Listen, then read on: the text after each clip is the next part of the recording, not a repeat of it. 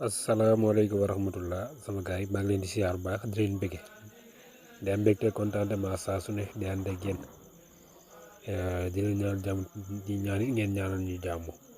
donc tey ñu ñëwaat si beneen tontu kii dañoo laaj maanaam nga xamante ni dafa supprimer photom si téléphone am yaakaar ne supprimé wu na te photo bi mu ngi si téléphone bi nan lay def ba gisaat photo bi wala nan la koy def ba indiwaat ko fi nga xamante ni mooy si galerie bi waaw wala si Google photo bi.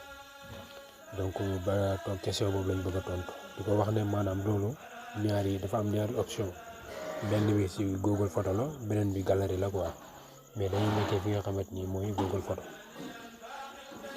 léegi boo duggee Google photo nii léegi boo duggee nii Google photo léegi par exemple léegi photo bi laa bëgg supprimer photo bi laa supprimer. léegi bi ma ko supprimer gis nga élément placé dans la corbeille maanaam si corbeille bi la ko dugal mais supprimer wul ko définitivement. léegi pour nga gisaat ko da ngay ñëw fii bibliothèque boo duggee fii da ngay ñëw fii ñu bind corbeille boo fi duggee gis nga nii yëpp ay photo ay vidéo yu ma supprimer la quoi. léegi photo bi ma supprimer sànq moo nekk nii. léegi boo ko dee bëgg a delloowaat da ngay bës fii restaurer ko ngay bës pour mu ñëwaat boo ko bëgg supprimer définitivement nga bës supprimer quoi. mais léegi boo ko supprimer fële nag bu ñëwee fii si corbeille bi dina fi am 60 jours maanaam 30 jours 3 mois 2 mois astaghfirullah baal leen ma dina fi am 2 mois pour bala mooy supprimer wu définitivement quoi. voilà léegi kon boo supprimer photo mën nga koo delloowaat fi mu nga xamante ni mooy fa la nekkoon muy Google photo bi quoi. léegi beneen bi nag mooy galerie bi.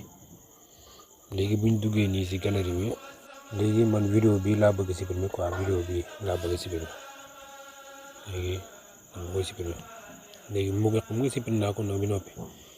léegi pour ma gisaat ko ndax supprimer wu na wala supprimer wu damay ñëw fii mu ñëw fi ma ñëw corbeille boo ñëwee corbeille gis nga mu ngi nii dans 29 jours day supprimer wu définitivement moom it quoi. fii nag dafa am différence ak fële bu dee fii nii moom 1 mois kese lay am maanaam 30 jours mais bu dee fële 2 mois lay am quoi. fii nag boo amee 1 mois day supprimer boppam quoi day supprimer automatiquement kon am na différence ak fële na la quoi.